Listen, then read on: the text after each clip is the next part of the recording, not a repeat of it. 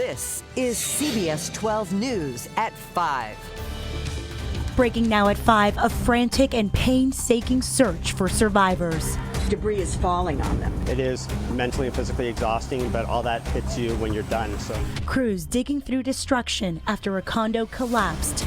Families with loved ones missing, praying for a miracle. only God is the one who saved them. I just want my mom. I want to go back a day and change everything.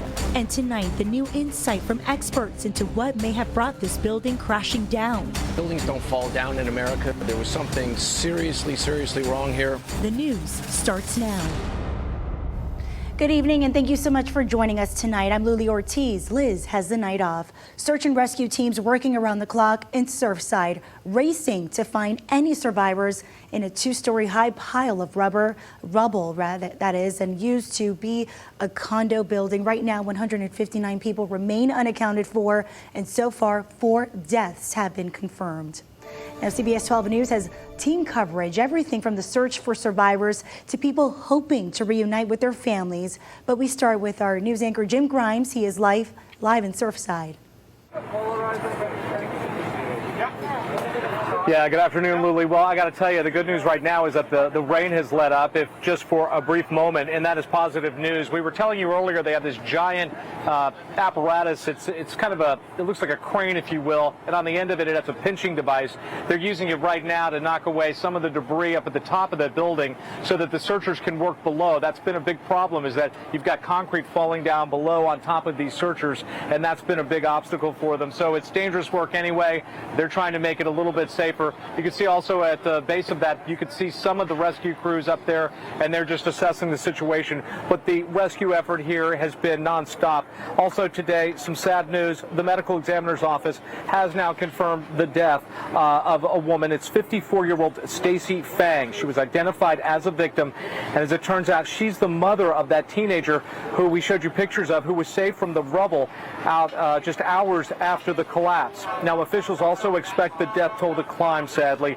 More than 75 search and rescue teams now looking for survivors. Rescuers are using dogs and listening devices, and the crews have also been battling, of course, as we said, the rain and all the other adversities that have hampered them out here. But again, it is all systems go. They have been working tediously nonstop for many of them for almost 2 days now. It's been a difficult venture. Earlier today, the governor had some words of support. Working very closely with Mayor Cava, in addition to working with the federal government as needs arise. The state's here to help, and the federal government's also here. And so we feel like we have all hands on deck to be able to assist with the search and rescue mission. City had a conversation today with President Biden, and the president is now offering any support that he can from the federal government, and that is definitely good news. Our Andrew Lofholm is joining us right now, and Andrew, here we are almost 2 days into this, and things are progressing, but no good news yet. Right, we still have crews out here working methodically, working meticulously, working hard out here. I mean, you can see the scene here, battling the smoke. There's a persistent fire that's going on in the parking lot, the basement of this building. That's where part of the search effort is actually going on, underground, actually under sea level. So they're dealing with flooding issues as well as that fire, and also taking on the risk that there's no saying that there won't be more collapsing and potentially risking their life. So there's a lot of moving parts above the surface.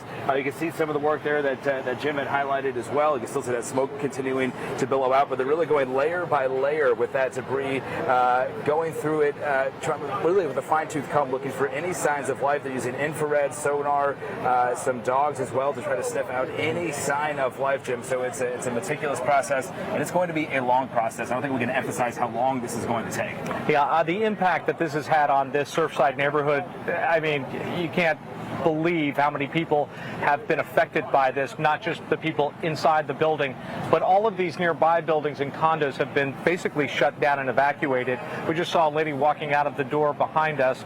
They've allowed us to set up in this little area here, and she had her bags. She was leaving, and that's part of the reason, is because they want to make sure the structural integrity of these buildings is safe. Right, a subplot also developing. So this is the southern tower of this Champlain condo complex. There's a north tower that's identical to this, 136 rooms, and it's just north, just about a block that way.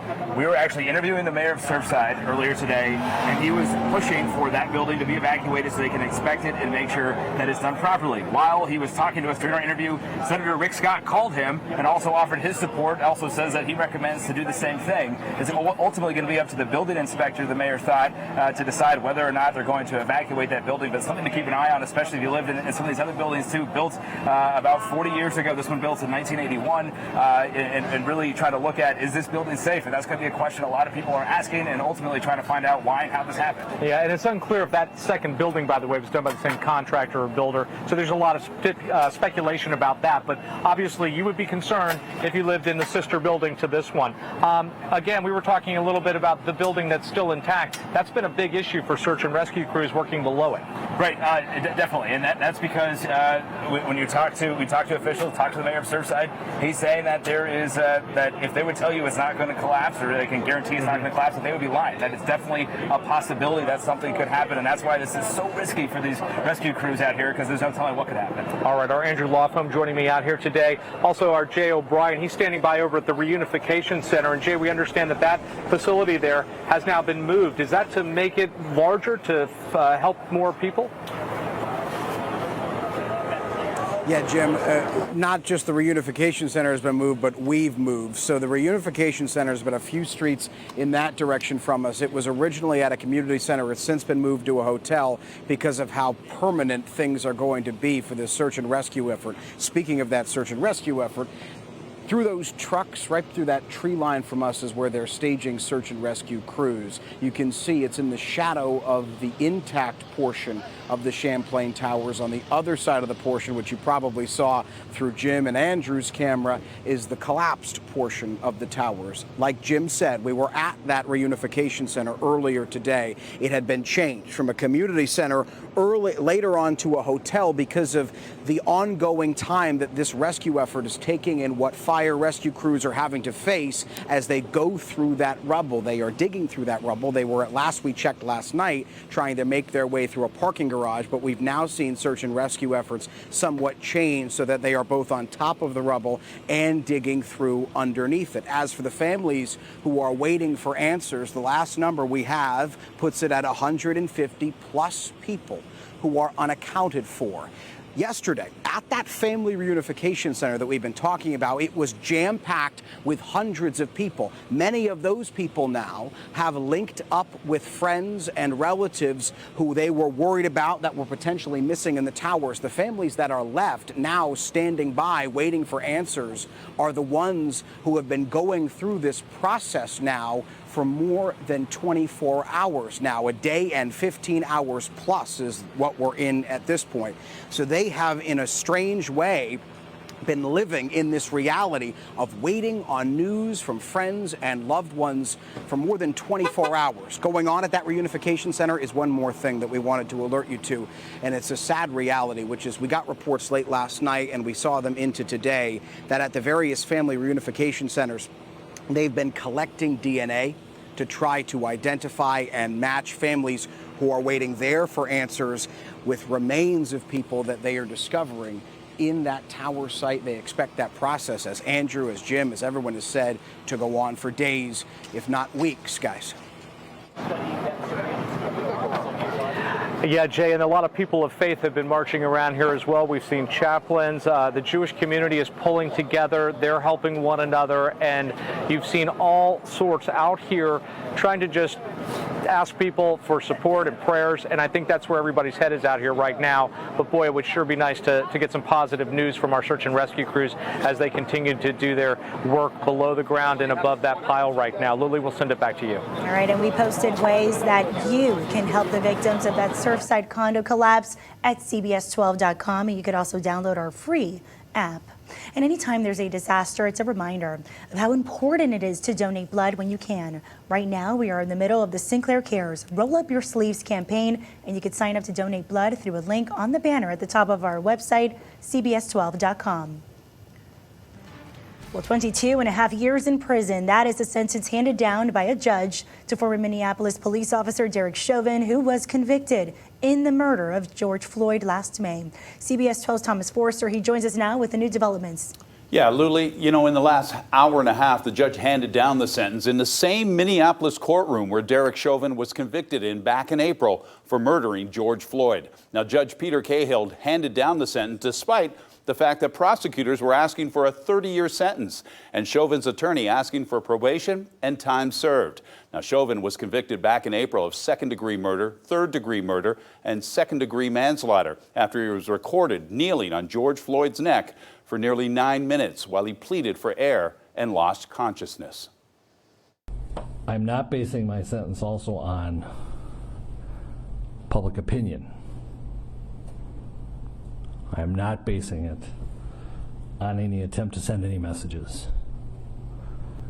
The job of a trial court judge is to apply the law to specific facts and to deal with individual cases. Now, Floyd's family called Chauvin's sentence, quote, one step closer to healing by delivering closure and accountability. Now, 22 and a half years and credit for 199 days already served, Chauvin still faces federal civil rights charges. The 3 other former officers also involved in Floyd's death are awaiting trial on charges of aiding and abetting unintentional second-degree murder and aiding and abetting second-degree manslaughter. Lulu? Well, Condo concerns the report saying that the condo building that partially collapsed had been sinking. Next, how investigators will determine a cause and how long it could take. And help on the way, how a Treasure Coast nonprofit is supporting first responders and displaced families. And I'm tracking some showers that are still remaining across parts of South Florida. Looks like most of the heaviest rainfall is kind of to the north of Miami, but there's still a threat of more rain that could cause some problems for the recovery effort. I'll time it out for you coming up in my forecast. Building and allegations of disrepair. The CBS 12 News Eye team is learning more about the factors that may have contributed to this catastrophic condo collapse in Surfside. Eye team investigative reporter Danielle DeRoss continues our live team coverage. Yeah, Lily, that's right. A report by FAU found that this condo building had been sinking slowly for decades, and that is just one of the factors that could have caused this collapse. Experts tell me it's likely a combination of causes, not one single event that led to this tragedy. I have never ever seen such a horrendous failure. When Miami architect Kobe Karp looks at this video, he says what we're watching is called a pancake effect, a slab of vertical concrete inside the condo failing, causing the horizontal concrete it supports to collapse one floor after another. What made that vertical concrete fail is still a question. It's extremely rare. He says work being done on the roof may have put stress on an already compromised structure, and he points to reports that there were cracks in the walls as evidence of ongoing issues. In 2015, a Champlain Towers resident filed this lawsuit against the condo association, alleging water entered into the property through the cracks in the outside wall, and that the association failed to make repairs. In my experience, when a collapse like this happens, it's not just one factor. There are many different factors that come together, and it's like a perfect storm happens. Dr. Atordat Azizi Namini is the director of the Moss School of Construction at Florida International University. He says investigators will be reviewing complaints about cracks, studying the building's design, taking samples of its materials, and creating computer simulations to understand how this happened. Other factors they'll consider include corrosion from seawater and evidence that the building was sinking. This report by other researchers at FIU found the 12-story condo building had been slowly sinking for decades, about 2 millimeters a year. Over the course of the building's 40-year life, that could amount to inches of sinking, and experts say if some parts of the tower sunk more than others, it could lead to separations in the concrete slabs. Right now, the focus is still on searching for survivors. The investigation and the search for answers will take much longer. How long could we be waiting for answers? If you want my guess, I would say at least a year. At least a year. Dr. Azizi Namini went on to say that there were likely warning signs about this building that were missed. The Surfside condo was due for its 40-year inspection certification this year, and several experts we've spoken to say that they think buildings like this one should be inspected much more frequently than that. His recommendation, every 5 years. Luli? And let's check in with Chief Meteorologist Vitas Reed. And you know, Luli, one of the problems has been the weather in the recovery effort, because we've had continuous showers, thunderstorms, wind, lightning, all of the above over the last 24 to 48 hours. And it doesn't look like we're getting any break from that with the latest model guidance out there. So we're looking at storm track radar right now. We did have some heavy downpours of rain that pushed through that area. We have one more shower that's moving just kind of north and east of that. But here's Surfside, where that building did collapse, and it looks like what we're trying to see is if we will stay dry just long enough this evening. Even though when it rains, it kind of takes the dust and smoke levels down, but still you even have problems with a heavy deluge of rain. You can get ponding and pocketing and flooding water in some of those basement areas that they've been searching. So we have to keep an eye out for that for the next couple of days as this recovery effort goes on. Now, scanning the skies, it looks like not a lot of activity popping back up again out here over the Atlantic. That's good news. Now, as we go into the model run, we're looking at tomorrow across parts of South Florida. We're looking at Miami getting some showers late tonight, possibly another pop-up. But then tomorrow is where we start seeing by mid-morning afternoon, possibly some heavy downpours of rain. And with that, you get those lightning strikes. You also have those gusty winds, and you already have a compromised building with the debris that's kind of dangling and hanging off the side of that building. You could get more debris coming down on some of the research, the searchers that are down there trying to do the recovery effort. So that is a part of the problem that we have to watch very closely as this activity sweeps through. And it's not only for tomorrow, but also Sunday, into Monday, into Tuesday. As long as the recovery effort takes place, weather concerns will be heavy rainfall, gusty winds, and also lightning that could be problems out there for the folks that are working hard to do all that work out there in that debris. So here's what's going on back here at home. West Palm, we're looking at cloudy skies. We've seen showers on and off across the area. It looks like we have a little rain over Lake Okeechobee right now. Clouds have been the key across our area. A few spotty showers offshore from Stewart, Hope Sound, up there around Martin County and St. Lucie County, but it looks like our temperatures are in those mid-80s. We'll hold on to those lower mid-80s going into the upper 70s overnight with my forecast. Still a chance for a stray shower here and there, but it looks like we'll get a few more breaks in the clouds for tomorrow. Seeing our highs in the mid-80s, and we'll get maybe a shower or thunderstorm starting to pop up right around lunchtime. Then into the evening, then it calms down, and it looks like as we get into the next couple of days, rain chances will be about a 60% chance for Saturday, Sunday, about a 50% chance, and then we're looking at 40 to 60% chance over the next few days here going into early next week. So definitely it looks like we have our share of rain possible across the area. Here's a look at your exclusive 10-day forecast. As you see, we're looking at about a 60% chance for showers and thunderstorms tomorrow. 88 degrees, 88 on Sunday. As we get into Monday, Tuesday, Wednesday, temperatures get into those mid-upper 80s, and it looks like we'll continue to see that stretch of shower activity possible as we get into early next week. Lily? Next at 5, from the Treasure Coast to Surfside, a local nonprofit food truck packs up supplies to help feed first responders and displaced families. We'll hear about their mission. That's next. Proud sponsors of the CBS 12 News Network, the one to turn to.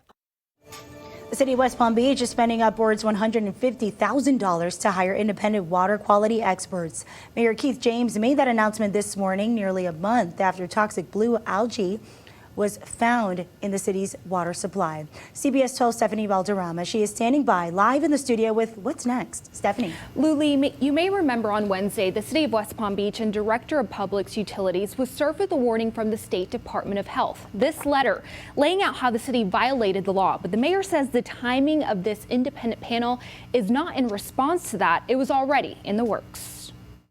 We do not agree with that assertion. And again, Mayor Keith James was swift and stern in his response to the Florida Department of Health hitting the city with a warning for violating the law. The state claiming the city failed to alert the public within 24 hours of toxins found in the drinking water, a state requirement. The city alerted the public 10 days after finding the toxins. Now, city leaders are ready to lay out their case and fight back. We believe that the city's actions have been consistent with all applicable rules and statutes. Mayor James assuring the public the city has been proactive about the threat to the water supply. This morning, announcing a panel of 5 water quality experts who will advise the city and Department of Public Utilities on both short and long-term monitoring and response to future cyanobacteria in the water. They are also to evaluate source water vulnerabilities and water treatment plant capabilities and recommend regulatory and legislative improvements. The panel will also do an independent review of the city's response to the May incident, in which they discovered high levels of blue-green algae in the water source from Clear Lake, nearly twice the acceptable limit, which is extremely harmful to vulnerable populations. 120,000 people were left without access to clean drinking water. Experts have previously told CBS 12 News the lake is susceptible to algae blooms and it's likely to happen again. City leaders are hopeful a panel of experts that have dealt with these issues can help them avoid another crisis, but it's going to cost them upwards of $150,000. Mayor James says that panel will be reporting to him on a monthly basis. And as far as the warning letter from the state, the city has 15 days to respond. However, Mayor James says a date for that meeting has not been set yet. Luli? Well, the nationwide ban on evictions has been extended for 1 month to help millions of people unable to make rent during this pandemic. The director of the CDC says that the moratorium will now stretch from June 30th until July 31st. Now, this is likely the last time the agency will extend this ban. The Biden administration says that a multi-agency campaign is underway to try and prevent a wave of evictions.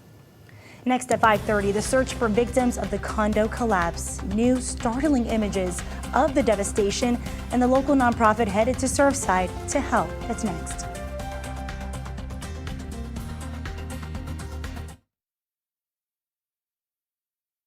This is CBS 12 News at 5:30. I understand how dark this day is. I understand the possibility exists that it gets darker, that it gets sadder. But we have to always understand that we can get through anything together. This is the risk that we take. It's the risk versus benefit. Every time we have that belief that there's hope, with personnel that are trapped, we do risk our lives. What would you like to say to your younger sister? That I'm here and that I won't leave until you're found. And then I'll sleep on the beach every day, and I will let you know that I will never lose hope, and that I'm waiting for you, and I'll never give up. We are praying every minute. We are hopeful that she's there, alive, and we're going to see her soon. Now at 5:30, the desperate search for survivors continues after a deadly condo collapse near Miami Beach. 4 people are dead, 159 more unaccounted for after that building came crashing down in the middle of the night. CBS 12 News anchor Jim Grimes, he joins us now live near that scene in Surfside. Jim. Yeah, good afternoon, Lily. I know a lot of our CBS 12 viewers have been staying tuned for the very latest. I know the numbers really haven't changed all that much today. In fact, they really haven't changed much at all. Still 4 people now confirmed killed. Today, the medical examiner did tell us they've identified one of those victims. As it turns out, it's 54-year-old Stacy Fang. She may not mean much to you as far as the name itself, but she is the mother of the child who we showed you yesterday, who was pulled from this rubble alive. It was a wonderful moment to see that, and only today to find out that it was his mother who was alongside of him who lost her life. We're seeing also a lot of new video today. This is from a viewer. This is Racendi Torres. They sent us this incredible pictures of the damage. She apparently had left this area because of her brother who lives just a few buildings north. Today we asked, by the way, if Mayor Keith James, if the city should be implementing some sort of code enforcement for building inspections like the 40-year inspection that we've been telling you about here in our newscast. Here's what he had to say. I'll be talking to my staff and see what recommendations we should do in that regard at the city level.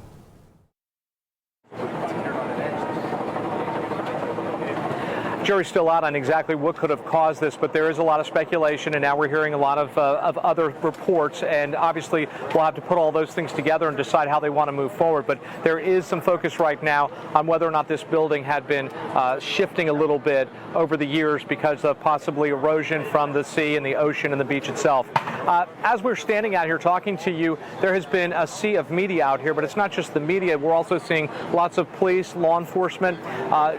Every street practically in this area has been shut down, and there's new waves of officers patrolling this area as well, especially since they've had to evacuate some of the nearby condominiums and apartments.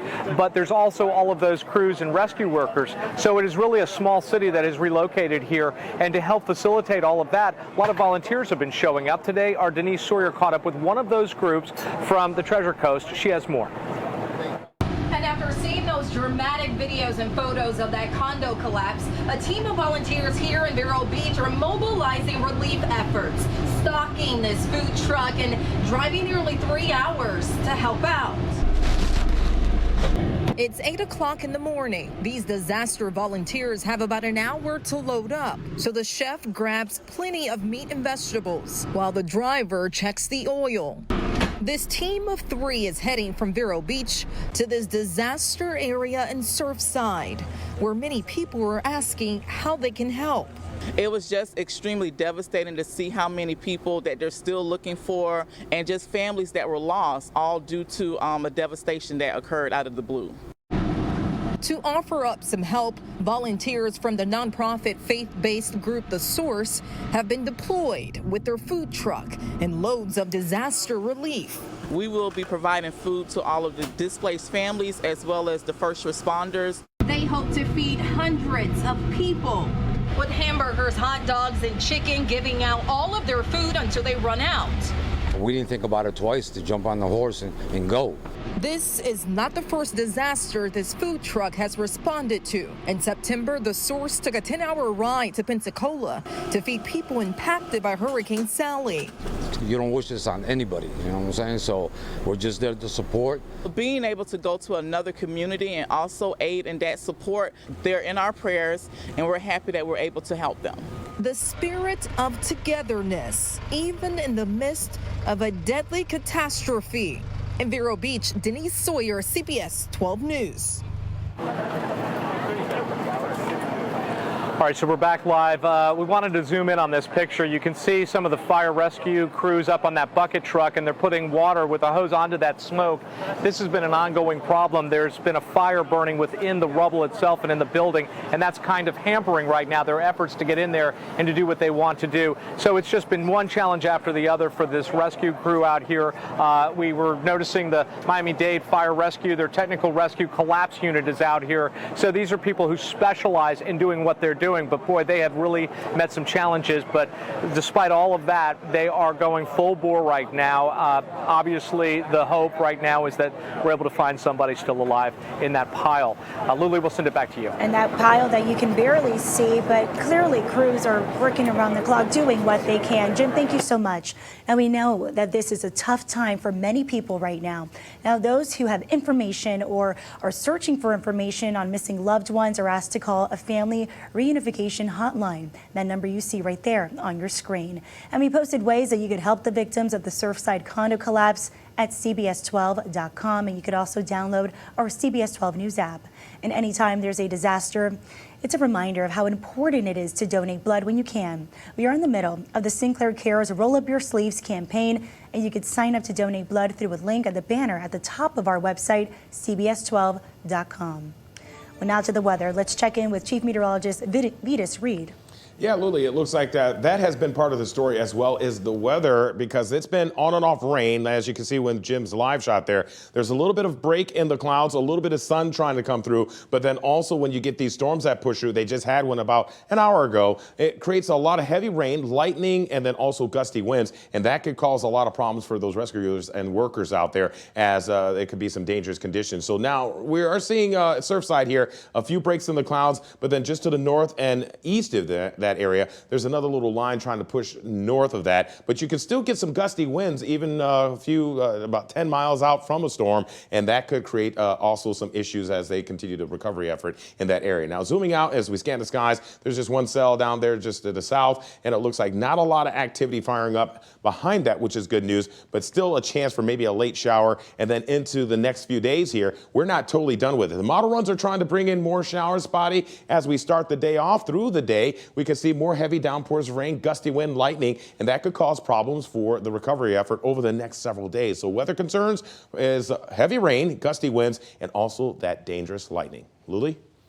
Well, tomorrow, Florida will stop providing $300 a week in federal unemployment assistance to jobless people. Now, this move is part of an effort to push people back into the workforce. Florida's unemployment rate went down in May. Now, the May unemployment rate was 4.9%. It was up from 4.8% in April. The Department of Economic Opportunity Executive Director says that jobs are available for those wanting them. Moving forward, it wasn't about unemployment, it was about helping people find employment. The crisis was going to end, COVID was going to be done, the vaccines are here, it's time to get people back to work. And Democrats and union leaders, they have criticized this move, saying that many Floridians are still relying on the additional federal funds. And a big day for cruise lines looking to make a comeback today. Bahamas Paradise Cruise Line will have its own cruise test at a port of Palm Beach. The Grand Classica's two-day trip will leave from the port with staff only, while CDC representatives inspect operations, and if all goes well, cruises could start July 2nd. Up next, our coverage of the Surfside collapse continues. We will be right back with more on the local firefighter deployed to Surfside to help with this rescue. You're watching CBS 12 News at 5:30. Well, people in the Surfside community have voiced frustrations about the lack of progress being made in the recovery efforts following the condominium collapse. But officials are saying that looks are deceiving. Much of their work has been done below the surface, with crews using an underground parking garage as a starting point here. They're digging, having to shore up spaces to prevent further collapse. And they're using sonar and dogs to pinpoint voids and avoid or to go to areas that may hold survivors. If I could personally go out and dig, I would dig. But that is not safe for me or for the first responders or for the people that may still be alive. So this is the safe way to do it. And people, of course, are desperate and they're willing to go out and dig themselves, but that is simply not possible. It's not for lack of personnel. We have all the personnel that we need. We're doing this in the way that is preserving lives. And today, heavy equipment was brought in to help move that wreckage, and officials saying that it's still a very dangerous site and they don't want to risk more loss of life. 4 people are confirmed dead and nearly 160 people are still unaccounted for. Those are people who could have been in that building at the time.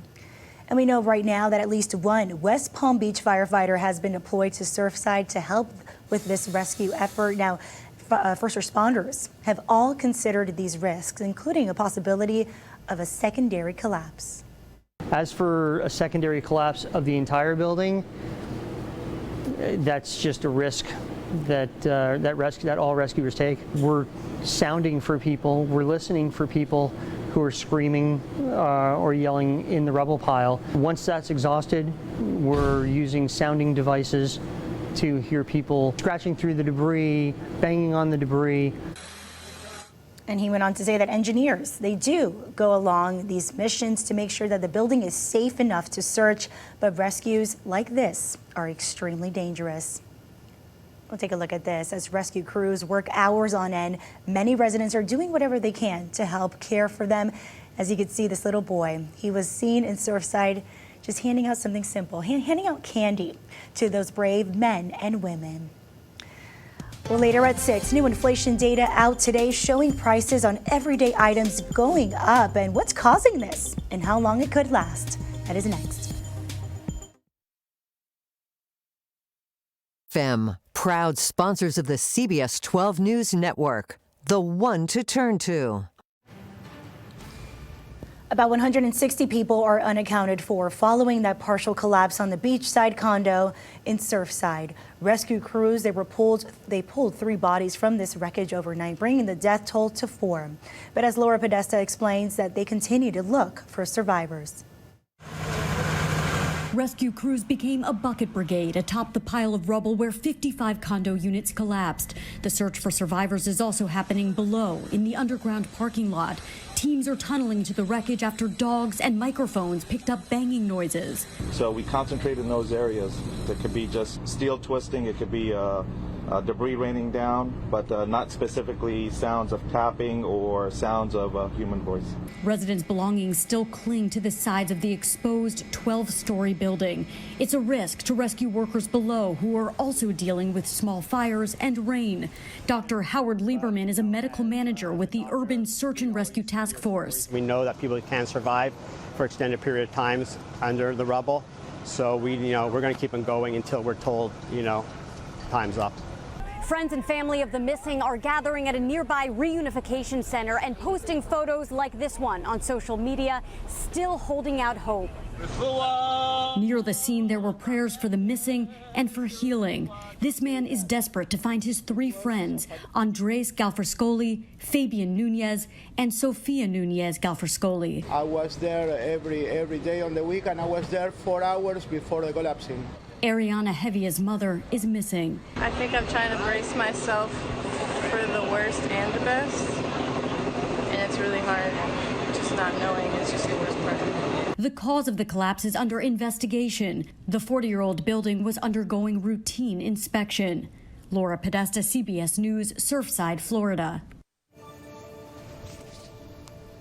And weather plays a role in that in a big way because it's been a continuous flow of rain showers, wind, and also some lightning. There's been breaks in that, but each day there's been pockets of showers and thunderstorms pushing through parts of South Florida and Miami-Dade County. So we are going to continue to see that for the next several days in the forecast. Right now, the good news is we're seeing things break down. There were a few heavy showers that pushed through earlier today, and that can cause some problems with lightning and also those gusty winds and heavy downpours of rain. There's Surfside where that building collapse took place, and it looks like right now the latest is showing a few showers to the north, and those will continue to move up into Broward County. So here's what's going on. Bigger picture scan the skies with Storm Track Radar. We aren't seeing any more activity just to the east, which is good news. Just broken clouds. There's actually a little sun out there. And we on the model run is showing here that there could be some more showers maybe before tomorrow. We're looking at popping up showers, especially as we get into that daily afternoon heating. You'll probably get some showers and thunderstorms around lunchtime, then through the late afternoon and evening. That could be heavy rainmakers. And the main concern is also those winds. And you also can get some flooding rain with this because heavy rain comes down, they're trying to dig, and there could be pockets that they're trying to take the water out of. Then you also have the gusty winds. There's some compromise with the building, of course, and you have debris that's dangling. You don't want that to fall. And then also we're looking at lightning. And for the workers that are out there digging, it looks like they have to stop working during lightning if it's a lot of lightning, and we want to make sure they're safe. So those are some of the weather concerns with that recovery effort down there in Miami. Now back here at home, we are looking at cloudy skies for the most part across the area. A few breaks in those clouds, but going with mostly cloudy skies, becoming partly cloudy late overnight. A few spotty showers, a little bit of thunderstorm activity starting to develop on the western edge of Lake Okeechobee. But other than that, offshore, those showers are breaking up, and it looks like we'll continue to see more breaks from that rain later on this evening and even in the cloud cover. So we're seeing those temperatures low 80s.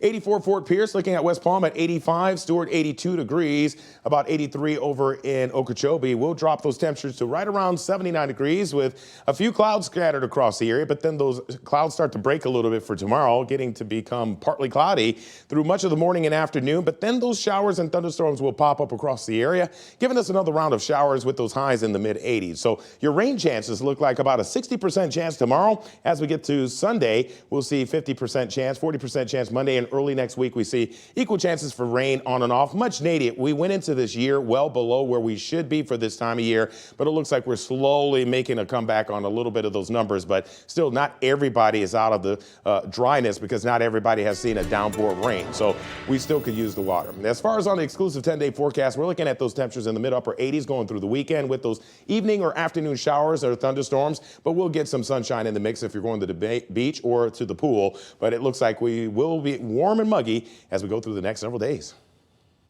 You might want to grab another cup of Joe rather after this story, because a new study says that the coffee may lower your risk of liver disease. A study done in the UK, they looked at coffee habits of almost 500,000 people and it found that coffee drinkers were 21% less likely to develop chronic or fatty liver disease and about 49% less likely to die of liver disease than non-coffee drinkers. And non-alcoholic fatty liver disease affects up to 25% of people in the U.S. Well, here's a look at our Drone 12 shot of the day. This is video from Jupiter Island. You're watching CBS 12 News.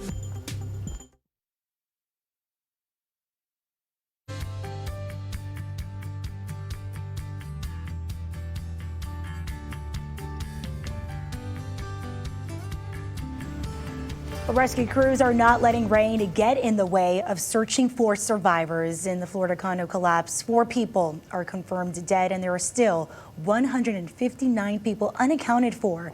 who possibly were on site when that building collapsed Thursday morning. Help from FEMA is on the way. Governor Ron DeSantis saying that the president has waived the minimum threshold to apply for help.